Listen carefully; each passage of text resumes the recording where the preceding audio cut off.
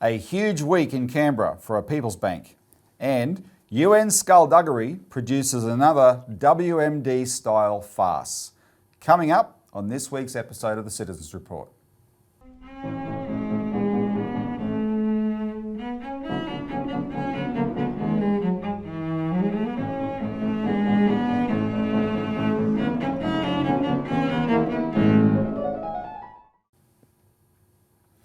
Welcome to the Citizens Report. It's the 9th of September 2022. I'm Robert Barwick and I'm joined today by a very special guest, Matt Robson from New Zealand. Welcome, Matt. Thank you, Robbie. It's good to be here. So on this week's show, we're going to talk about what you and I have been up to for a week. Have been hanging out together, Aussie and a Kiwi, or a hybrid. It's made in heaven, a match made in heaven. It was a match made in heaven. We had a great time in Sydney and Canberra. We're going to talk about that because we had a massive advancement of our campaign for a public postal bank for Australia, which is why we invited you to participate. And we're also going to talk about, at first pass, the latest United Nations report on Xinjiang and the Uyghur question, because, well, I'll give you a question without notice. We use the word disinformation. What's the right word? 4 letters, lies. Lies. And yeah, so we're going to have some important things to say about that. All right, but before we begin, remember, like the show, subscribe if you haven't already subscribed, and when you do, click the bell icon so you're notified of new shows, and please help us share it. We present information on this show that a lot of other people in Australia don't, and frankly, most people in Australia aren't game to. And while we have the platform, and we haven't been cut off it yet, help us share it. Your sharing is very important. And also, make comments below, right? Participate in the conversation. We join in as we can, but that's an important part of the process. We really value the feedback. But let's get straight into it. A huge week in Canberra for a People's Bank. So, like I said, Matt and I spent the last week in Canberra from Monday to Thursday afternoon, and we were there with Angela Cramp. Matt, you got to meet the one and only Angela Cramp from the Licensed Post Office Group. And we're there to talk to as many members of Parliament as we could about our policy proposal for a public postal bank. And we had a forum that we've been advertising on the show for a while on Wednesday, midday Wednesday, for the Post Office Bank, which went very well. So Matt here, you got to, now I should remind people if you don't remember Matt from previous episodes of our show, you're a former Cabinet Minister of New Zealand, a minister for a whole bunch of things, etc. So you've got experience in this. Your party started the postal bank in New Zealand. You got to talk to, I think you met people from pretty much every party this week. So give the audience your general impressions of what you found in relation to this issue in the Australian Parliament. Well, it's an issue that its time has come, and you're actually rediscovering your history in Australia as New Zealand did. Any government worth its salt in Australia knew the role that the state played generally in the development of the country, and where private enterprise has no interest in the longer term view of development and the needs of the people, provisions for commercial activity but also social services, and that's a bank par exemplar. And your previous politicians or political leaders of the stature of John Curtin and Chifley, and then back to Ted Theodore in Queensland. And at first I thought it was just Labor politicians, but reading more on the history of Australia, even Conservative politicians or middle-of-the-road politicians, different than Labor, they also saw the importance of the bank. Certainly the Australian people clearly did, and that's the experience in New Zealand. So my impressions are that you're on the way to an idea has gripped the people. The people of Australia, to put it mildly, don't think much of their of the big banks, the cartel. It's a cartel. It is, yeah. But it's a cartel that has its hands around the throat of the public, and actually impedes development. They present themselves as modern, part of Australian development. They impede it, and they impede it because it's not actually even their fault. That's the economic system. They make money. They return to their shareholders. And their shareholders aren't the Australian people, which is the difference with a public bank. Yep. The shareholder is the people. Yep. And the shareholder being, it's a bit like the succession of the monarchy. You know, the Queen is dead, long live the King, or whatever. It's happening at the moment. Well, it's the same with the country. You know, we live our life in this, but it continues on through our children. The country doesn't die.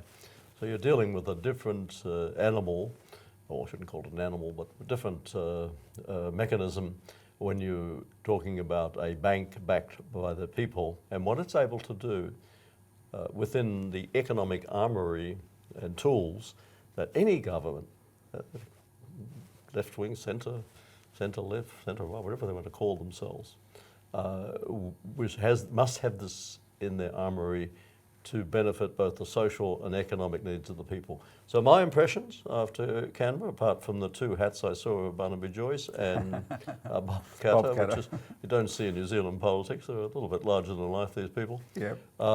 And the cross-party support, which we didn't actually have in New Zealand. So we've got similarities, we've got differences in how we get our bank, but we got our bank, you'll get your bank. Now, that's really heartening to see that, because you remember how well the struggle that you had. So take that to heart, audience. Matt thinks we're well on the way based on what he saw. I will say we had a lot of meetings, including with 2 ministers, and we had no opposition, literally no opposition to the proposal. So that at worst, people were non-committal, but not non-committal negative, but non-committal positive. They just, you know, are waiting to see, learn more about the proposal, waiting to see how the politics shape up. Most of it, what we got was genuine support. Here's a classic Aussie understatement that is actually a ringing endorsement. One Liberal MP said, "Well, it's not the dumbest idea I've ever heard of." So there's Damned with faint praise. Damned with faint praise. There's a ringing endorsement for you. So that's what's building in the Parliament. We said as soon as the election was over, regular viewers would remember this, that we're going to set the agenda on this, and what our week showed that that's actually happening. So the centrepiece was the forum on the Wednesday, the midday, the forum for in the Parliament House in one of the committee rooms. And the purpose of the forum was to be able to brief politicians and their staffers and the media on the proposal. Now, apart from the media not bothering to turn up, because the media don't actually set the agendas anyway. They try and shape the agendas, but you know they're going to catch up eventually. The forum itself went very well, and we're going to play a highlights package now, so that you get a flavour of how that forum went. I'll just mention it was chaired by Andrew Hurst, who's the chairman of the LPO group, and Angela Cramp, who's the executive director of the LPO group. Matt was the featured speaker, but we had 4 politicians attend, 3 of whom got to speak because one had to leave. And the speakers include Bob Katter, Malcolm Roberts from One Nation, and Gerard Rennick from the Liberal Party. And they all had really good things to say and really committed themselves to supporting this policy. But we can assure you the support is broader than that across the building. It was well attended by staffers from the various parliamentary offices from all parties. And I'll mention this one case. I got to introduce myself to as an organiser. I was otherwise distracted, but I met one staffer on his way out, and he was standing there, and it was like his jaw was open. He said, "This is completely inspiring. What I've just heard is completely inspiring. This is nation-building stuff," right? That was his comment on the way out. So let's just play the package, and then we'll come back. I'd also like to acknowledge Dale Webster, whose news service, the Regional, has documented the true extent of bank closures across Australia. The LPO Group, the Licensed Post Office Group, was founded in 2012 by Angela Cramp and myself.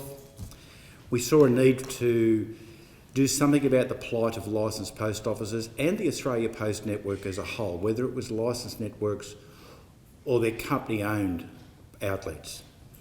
We were, as licensees, facing very difficult financial problems. Many of us were trading insolvent. We needed to do something.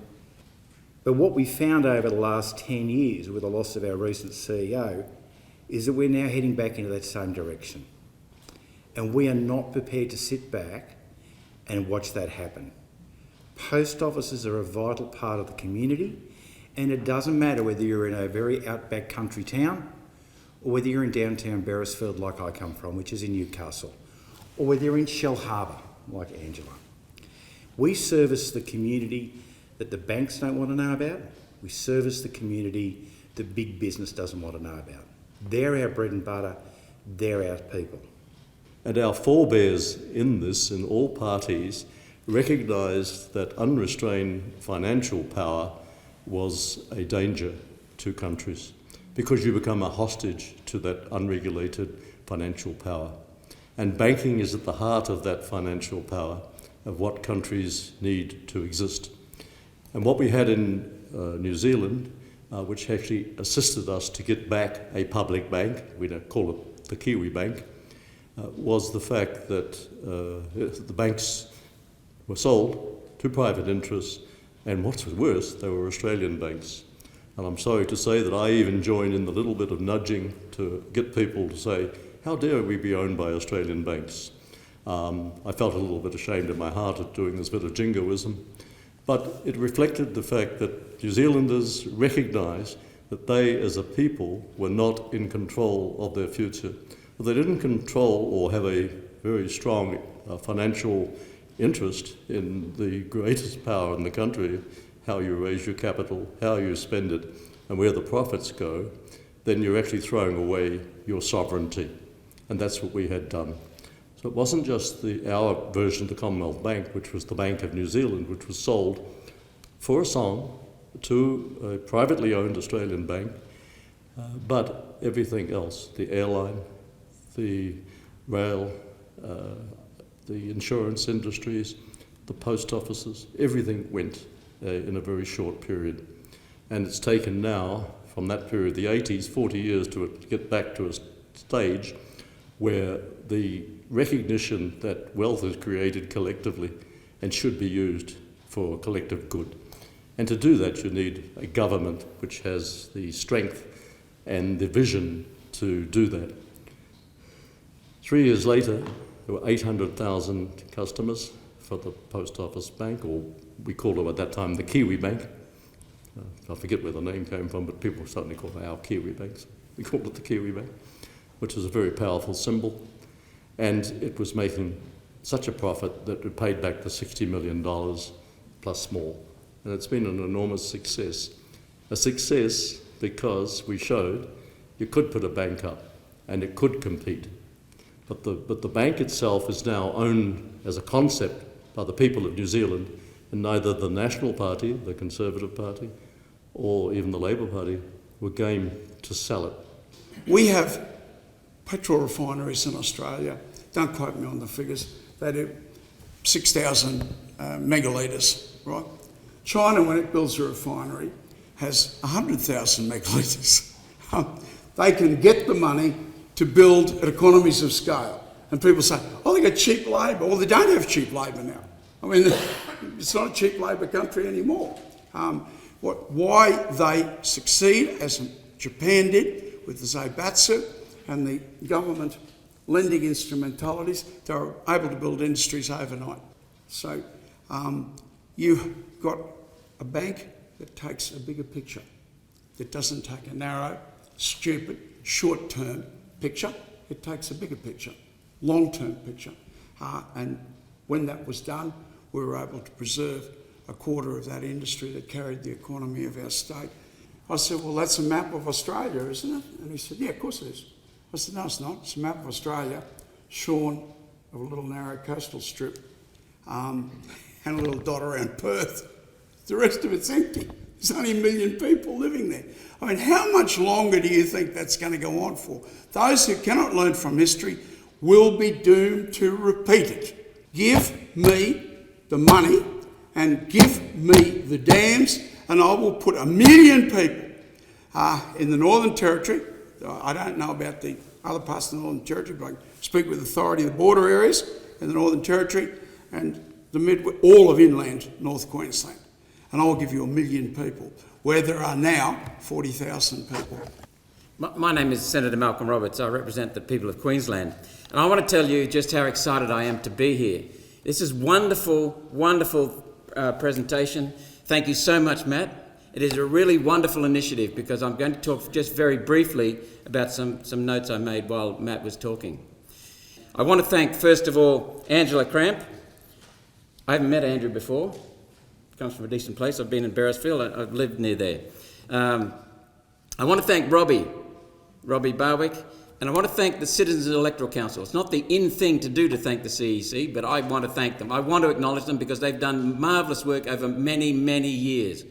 And we would be far worse off in this country if the Citizens Electoral Council and the Citizens Party had not done their work. So please thank Craig Isherwood and the others in the Citizens Council. I think it's really important to be proud of people that do the job for the country, rather than hide because some people, because they're doing so well that they're painted as villains when they're not. So it's really important to stand up for them. Without the public bank, there is no accountability on the big bosses. None at all. No policemen. And that's why the Treasury in our country looks after the globalists. They're not interested in doing what we need. And there's wonderful figures there on the value adding of aluminium. This is what we need. We just got the Senate to approve an inquiry into the Project Iron Boomerang. That's what we need. And we need the whole country opened up, and it will only happen, as Bobcat has said, by getting a public bank. So I just want to finish, Angela, with thanks again for the people who've organised this. I strongly support it. Our staff have been working on this for a while, as you know. And the third thing that's proven is that people of this country need service for all the reasons Bob mentioned. People need service, small business needs service, the Aboriginals need service, the whole country needs service. We need a better service from our banking system. The public bank is the way to get it. Thank you so much for what you're doing. Hi guys, it's great to be here today, and can I thank Angela and Robbie and the guys for putting this event on today. I'm a very passionate backer of a public bank for two reasons. I'm passionate about services to regional Australia and to metropolitan Australia. I do believe it is the role of government to provide essential services. The other passion of mine is monetary policy and the way monetary policy is used. And as Malcolm touched on, it's the most powerful weapon or instrument, if that's how you want to call it, a country can have, is the ability to issue its own currency. And that does play into how our banking system works within Australia. What I find very frustrating is that what they don't get is with these monopolies, once they're privatised, is that they just get taken over by rent-seeking parasites. And that's what they are. Our energy market has basically been destroyed by rent-seeking parasites. We saw in the GFC, Wayne Swan banned short selling of the private banks. I mean, I could just, I was tears of blood when he did that, because I'm like, these guys will short every other stock on the stock exchange in good times, but yet they wanted protection from shorting when the GFC was on, and yet, they're happy to bring other companies to their knees. So, yeah, we've got a long way to go. There's only three of us in the room. And I should just note the guy there that sat there before was Ross Cadell. He's a new National Party senator. He just had to go back and do sit in the Senate chamber. But it was good to see him here. So hopefully we've got someone from the Nats now who will champion a People's Bank as well. So thanks very much for your time today. Well, as post office people, we are delighted to hear you all support the idea of a postal bank. Like, the government doesn't seem to be too opposed to it, so we would like all you guys to work out how it works. We have the network, we're ready for the work, bring it on. So look, this is something that the people who are part of this program, if you're regular viewers, if you've participated in this campaign in any way, pat yourself on the back. This is a major, major milestone. You just heard Matt tell us we're well on the way, right, to achieving this, and your party did achieve it, right? It did. We'll end this segment, Matt. I just wanted to go back to your party and you and your country because it's relevant in the context. People say to us all the time, well, if you get what you want, if you get this bank, how do you make sure that they don't undo it? How do you make sure they don't privatise it, etc.? And the story of New Zealand Post Bank, the Kiwi Bank, is one of immediate success, but then there was efforts, but there's a political lesson to be learned from New Zealand, because despite the efforts or the intention of people to take the bank down, politically it's proved impossible. Oh, it has, and it's akin to the no nuclear weapons policy in New Zealand. The Conservative parties were against the abolition of New Zealand's role under the nuclear umbrella. Nuclear weapon free, big step for the country. But the population is 90% says we don't want to be part of any nuclear weapon alliance, thank you very much. So even those parties that, famously one party said if we become the National Party, which is our Liberal Party, if we become government, when we become government, it'll be gone by lunchtime. Well, they were gone by lunchtime. Yeah, yeah. And it's entered the political lexicon, so parties should be very careful what they say. And that shows you the power of the public. No government can mess with it, hopefully. I mean, there can be some big shocks, but it's going to take an enormous shock of some sort. Chicanery. The public and the support of the bank is the same and quality. the bank is the same thing. Yeah. Public, they dislike the behaviour of the private banks. They dislike the fact that they're Australian-owned banks. That's an element of chauvinism comes in there, Australian banks. But the thing is that they're private banks, and they've now had the experience of a public bank being re-established. We're talking about re-establishing what was done. The baby was thrown out with the bathwater. Have reforms, there's nothing wrong with that, but don't throw out your baby. That's what happened. Commonwealth Bank, we had our Bank of New Zealand. Public Bank had a quarter of the banking activity in New Zealand. It worked with local councils. It worked with local businesses. I mean, there's a section of the business class, of course, that are sensible, and they realise that a state bank can work with them. Because it has a longer term vision, it's not driven just by a narrow profit base. It has to make a profit or commercial return, but it has a social aspect to it of development for the country. So yes, we've achieved the bank, and the force behind it is different. So we've got a lot to share, the Anzac tradition across Australia and New Zealand, the history of our labour movement, which got the bank going and joined in by other sectors of the population, which realised that it was a sensible, rational thing to do. But we don't have the same constitutional arrangement. So when you're talking about building it in, it's a strength in New Zealand, one cabinet, no state parliament. So in terms of getting something, it's a little less complicated. Just drive it through, and then it's that. But we don't have a constitution, so things or other mechanisms and things can be vulnerable, because if you can do it quickly this way, you can also change it. So actually, you're in a position to see what we've done. The bank is there. But now the thing is the expansion of the bank. It's not just a retailer's bank, so not just savings deposits. It's also a bank which has the ability to do what the Bank of New Zealand did, to be a full banking service, now in competition to the other four banks. And go back to economic development for the country. Yes, well, the minister who drove this, the leader of my party, who had been the president of the Labour Party, had been driven out of that party when it turned very far to right-wing economic policies, and sold the Bank of New Zealand and every other public asset built up over generations, which made such a return to the people. He led the campaign and as a cabinet minister, and so what you're looking for in Australia, in my opinion, is a champion as well. Yes, and I think a champion will rise in response to the cry of the people. Cometh the hour, cometh the man or woman. No, exactly. And the specific in New Zealand's case, which I think is fascinating, is the various business pressures come to bear, and the New Zealand Post and the other shareholders in the bank, Kiwi Bank, said, well, maybe we don't want to have this anymore. And instead of the government use that as an excuse to privatise it, which 20 years ago that's exactly what would have happened, the government instead has taken it into direct ownership and has pledged to expand it.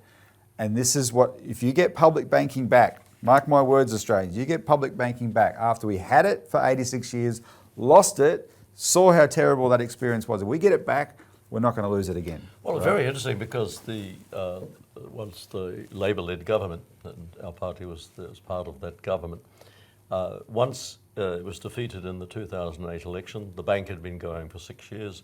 It had 800,000 customers for that time in a population of 5 million, so it's quite something. It had stopped the private banks who had been closing branches at a rapid rate everywhere, particularly in the regions. And it's worse in Australia with the distances. Sure. But they were closing them in the regions, and suddenly they stopped closing. They said, oh, we can keep our banks open. Oh, no amount of argument, no amount of public pressure, no amount of saying, you couldn't do this, you're being mean, and they just say, get lost. I mean, that's the arrogance of it. But when they had to compete... Suddenly they had a bank which said, we're staying open. Oh, we can stay open too. Yeah. Suddenly they didn't have to put all the charges on cheque accounts. Well, cheques are gone now, but whatever the different, the fees all the time. You get this an account and you think, what's this account? What's this charge? Yeah. And suddenly they were held accountable because of the competition. So we're using good old capitalist principles. Yep. You want competition? Here's competition. You go on about competition, but you have a cartel. Yeah. They go on about competition and the fruit of free enterprise, and you get things done. And then they make a cartel and jack it up. So the bank was there. And when the Conservative Party, the National Party, came in, I would confuse Australians because our National Party is your Liberal Party. Yeah. We don't have a split group of Conservative parties.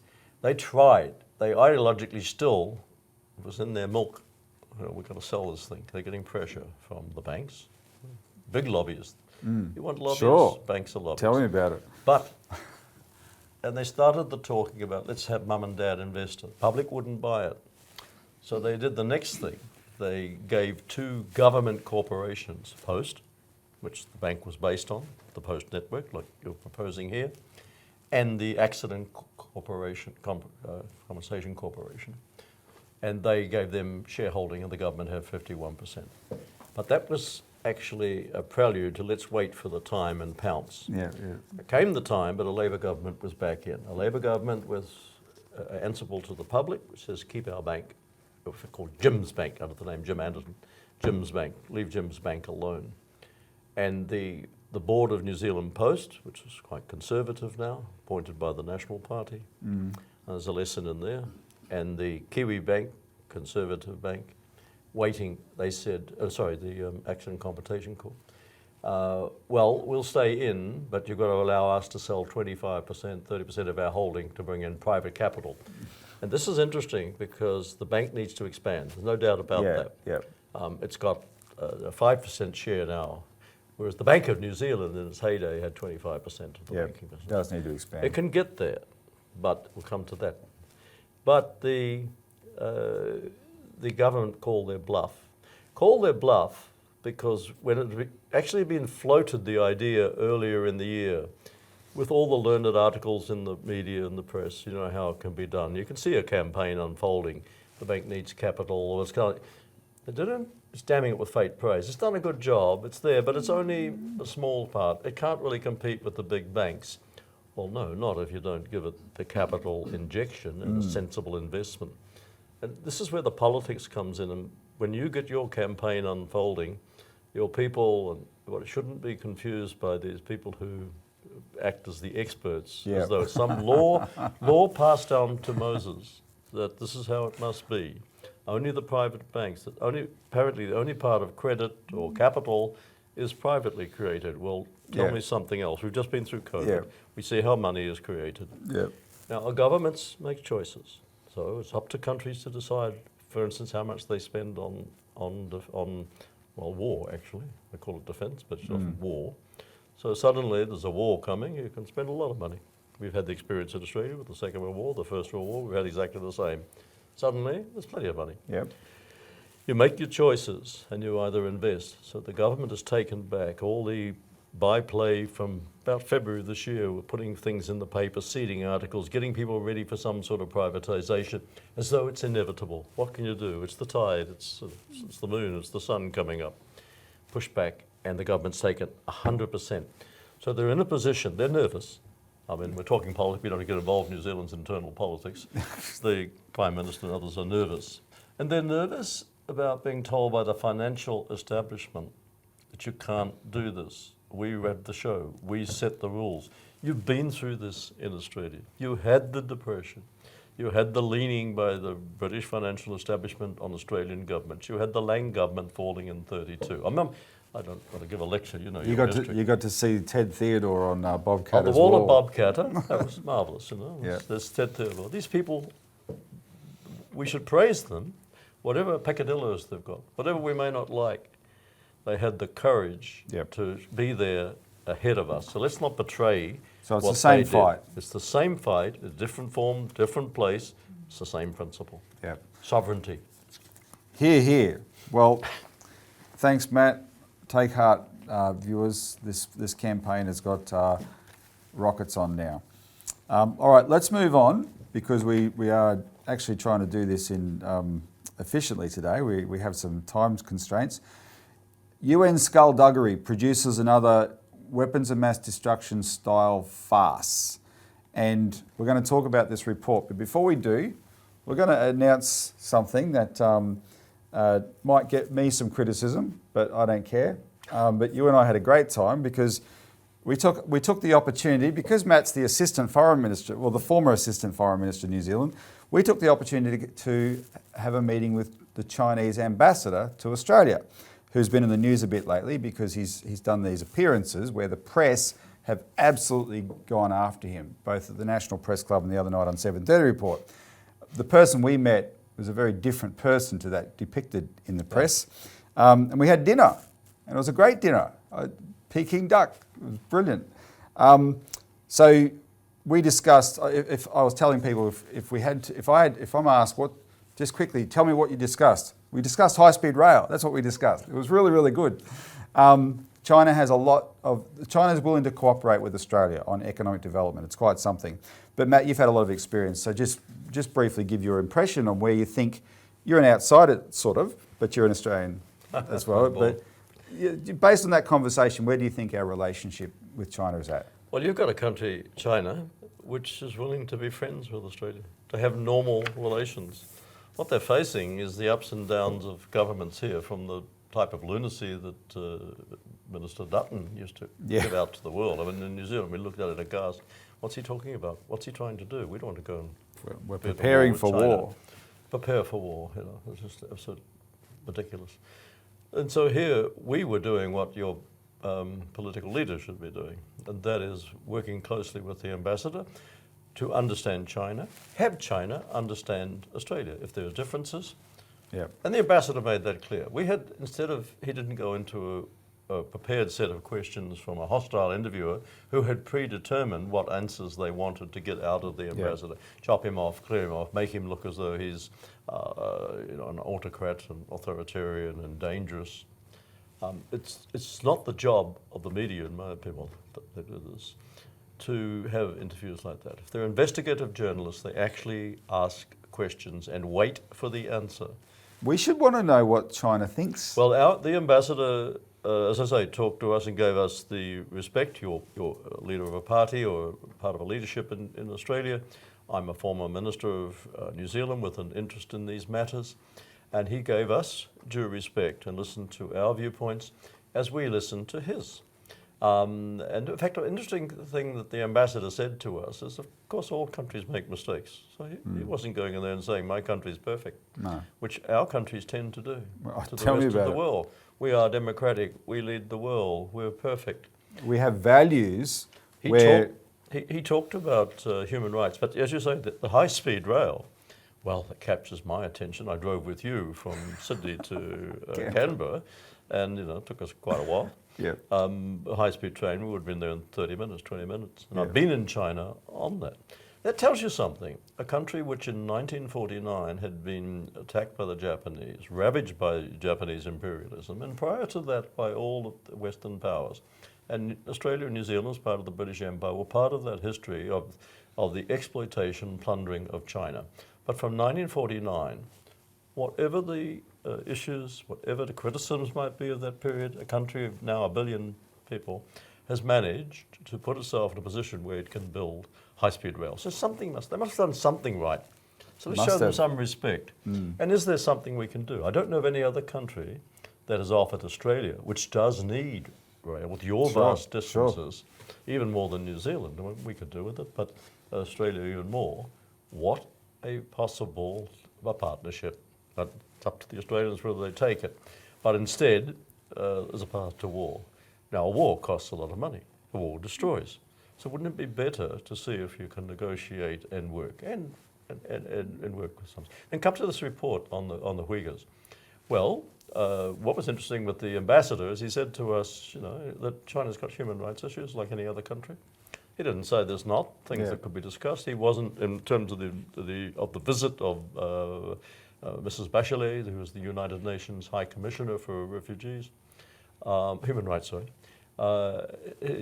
She came and he mentioned he knew of her report or her statements at the time, but he was also aware that the report has now been in the United States, in the United Nations, and has been worked on by a number Yep. of people, not High Commissioner. And I looked at the report; it's the office; it's not the High Commissioner's report. Let me go through some notes I've got here, because what was interesting about his comments on that, which Sarah Ferguson on 7:30 was not interested in hearing what he actually had to say, but when he said what he said to us about the report, we had already perceived the same problem in the report. So I just want to go through, because we have a team of people working on this report, and on this show in the last month, there's been a bit of a drama around this report coming out, and that's why there was an event a few weeks ago where I got kicked out for asking a question at a public meeting, etc.,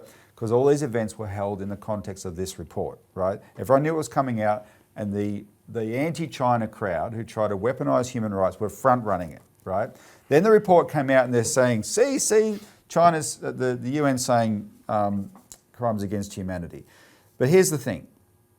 There are very strong reasons to believe that the report was not written by the Commissioner, her name's Michelle Bachelet, or that she has deliberately distanced herself from it. It does not, what are those reasons? One, it doesn't reflect the views she expressed after her visit to China. She gave a public statement at that time. She praised the Chinese government's success in lifting the people of Xinjiang out of poverty. Two, it was not issued by the United Nations Human Rights Commission headquarters in Geneva, where it's based. It was where she was based. It was issued in New York. Three, it was issued after Michelle Bachelet stepped down as the Human Rights Commissioner. Four, it was not signed by her, which is contrary to normal practice, where the lead UN official for any report should sign off on the report to verify its authenticity.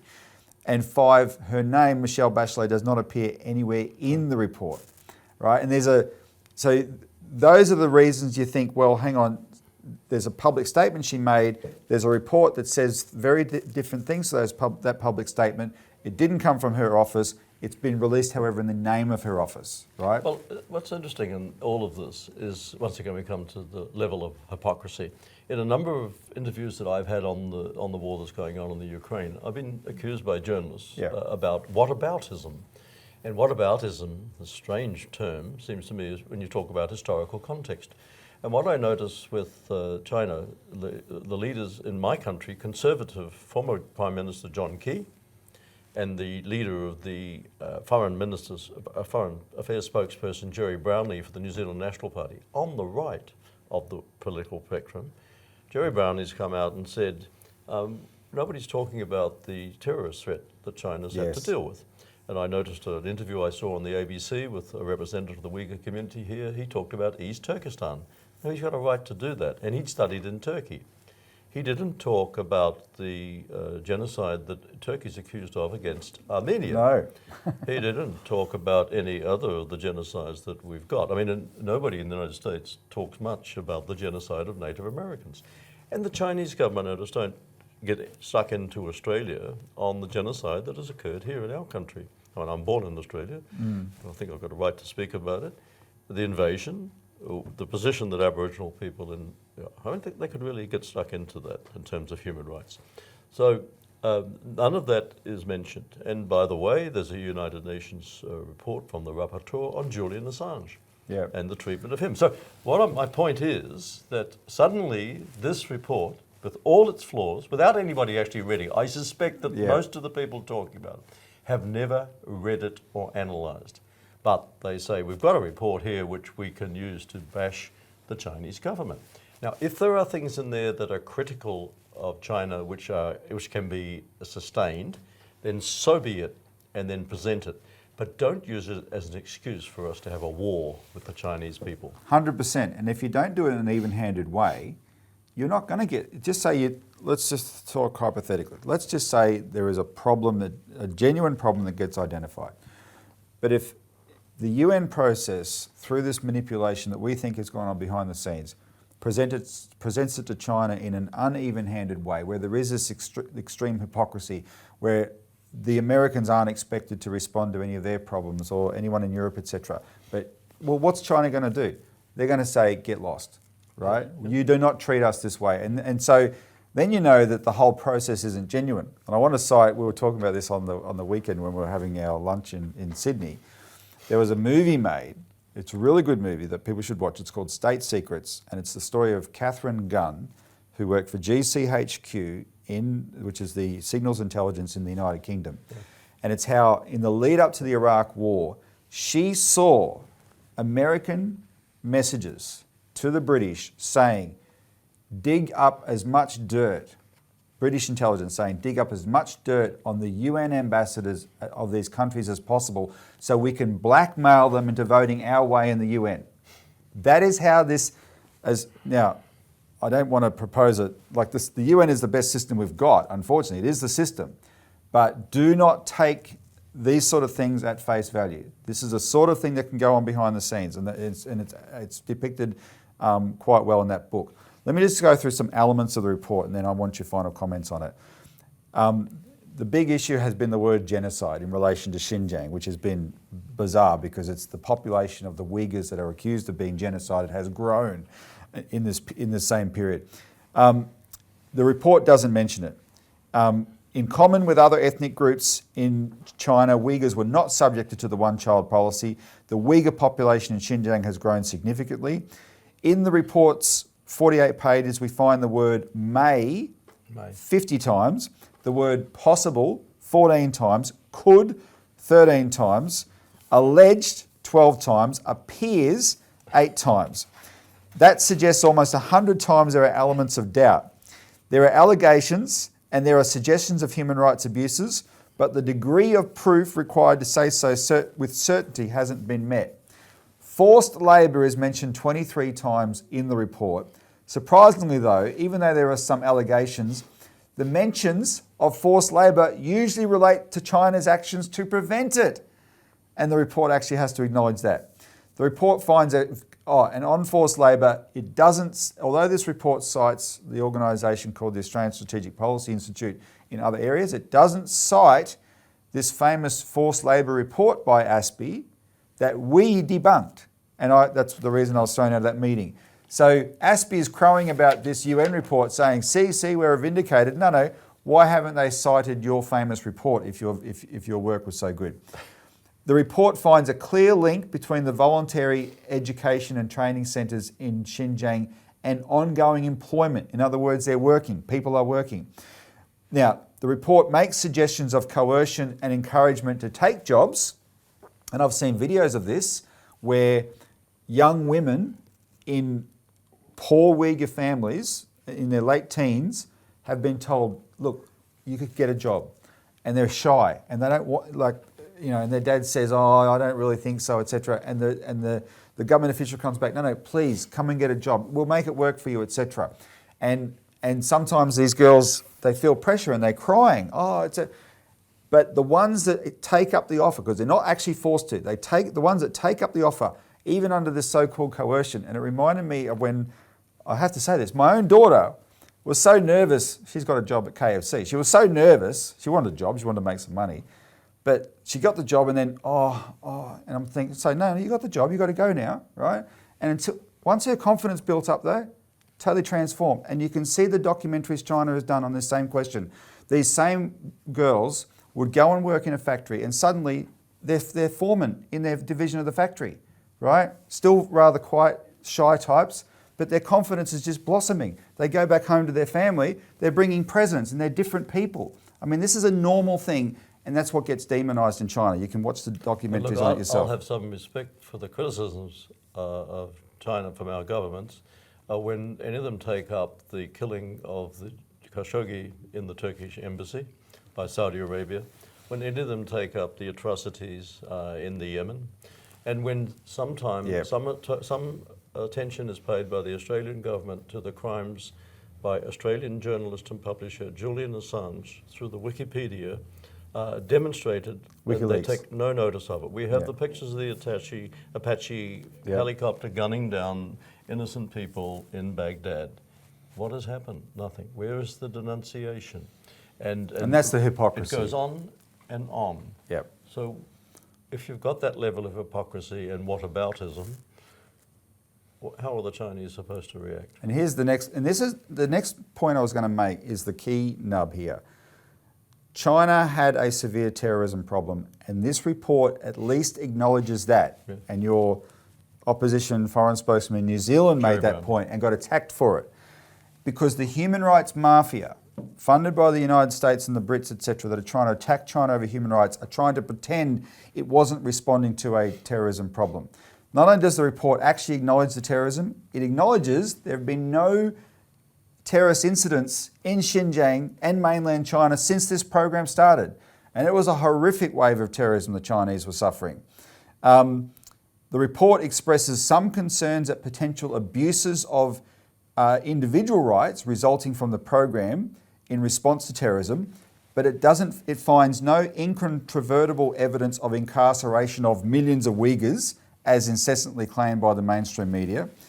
Bachelet, the commissioner, visited China and set up courses of action to address these concerns. They had the concerns that she raised with them, they were agreeing to things they could do to address it, right? She confirmed her office is in ongoing discussions and training with China on international norms on human rights. And then here's the kicker. The measures taken by China to quell terrorist activity have not resulted in one single Uyghur death. Unlike the United States war on terror, sorry, I should say, except for executions of actual convicted terrorists, It's right? acknowledged by the world Yeah, community. yeah. Unlike, how did America respond to its wave of terrorism? It's called the war on terror. Yeah. 2 million dead later, Yeah. multiple wars. Yeah. That's the contrast. And yet the perpetrator of that mass murder is accusing China of And we genocide. might think of the detention camp called Guantanamo, Yes. the people kept, and what has happened to that. Look, And Matt, Abu Ghraib. Could I just add, this is where history is important. We in Australia and New Zealand have had governments of hypocrites. Yeah. Think of Indonesia in '65, up to 1 million people killed, with death lists handed over by ASIO, embassy staff, Australia and New Zealand, to the Indonesian military to go out and kill people. And that's a matter of execute them. record. A matter of record, Yeah. 1 million people kept in concentration camps, 2 million people in most terrible conditions. What exists in Vietnam and Indochina? 5 million people they dead. Who went there? Our soldiers. Yeah. So this is a matter of historical record. And if we come in, I'm a lawyer, and you come to the table, I taught basic in law school, in matters of equity, come to the table with clean hands.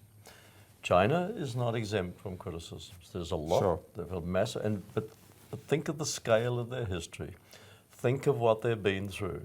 Think of the millions of pounds and millions of dollars that were poured in to stop them having their revolution in 1949 instead of finding some way to help the development of Yeah, China. yeah. And then the whole of the Cold War, weapons pointed at China, forcing them to spend so much on their military, the same with Russia, as the deliberate policy of the United States to weaken these countries. Not cooperation, not working together. Little tiny Cuba, 10 million people, who have doctors and a health system and education, and what do they get from the United States? And we join in with it.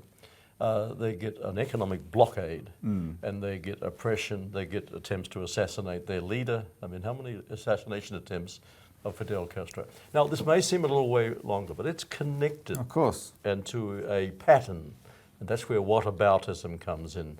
Whataboutism is, well, let's talk about all of these things, and then let's come back Yeah. and put China into the picture. We still got criticisms, and have we listened to any of their criticisms of ourselves?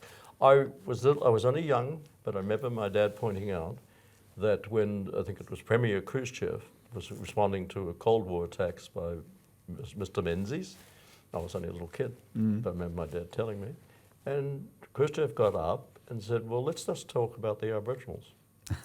And absolute horror. What's he talking about? The Aboriginals are treated so well, and et cetera, et cetera. What a terrible man. Yeah. So there is certainly plenty to criticise the Soviet Union with the history of Stalinism. That's not the point. Let's come to the table with clean hands. Matt, I couldn't agree more. And listen, on that note, I think we should wrap up the show because we are running short of time anyway. So thanks very much for appearing on the show. Thanks very much for coming and spending a week with us here in Australia to help in our campaign and have these varied activities. Oh, you're going to be successful with this bank. It's a most important thing, and it's a joint project between the two countries. And just like to say that I'm happy to give the New Zealand experience and help Australia. I've often said, New Zealanders have asked me, why have you not returned to Australia? I said, I was sent by Australia to help New Zealand. They have a good sense of humour. And now I've been sent back That's good. to help. Thank you to the good folk of New Zealand for doing that. All right, so thanks to the viewer for tuning in. Stay attuned to the developments around the campaign now. I will mention one thing. One of the developments will be a concerted targeting of all the councils in Australia to get them to pass resolutions. The night before our seminar, our forum in Canberra, the Strathfield City Council unanimously endorsed the proposal for a public post office bank. That's 5. We want that to become a dozen, then 20, then 50, then 100, then hundreds, and the politicians will notice all that. There's a lot of goodwill there now. We just have to overwhelm them with public support, right? So that's something that you can participate in. Go take the proposal to your councillors, ask them to pass resolutions to endorse it. We will follow that up from our office here. But for now, what we set out to achieve this week, we achieved. It was brilliant. And so stay tuned to the campaign. And tune in next week for more of the Citizens Report.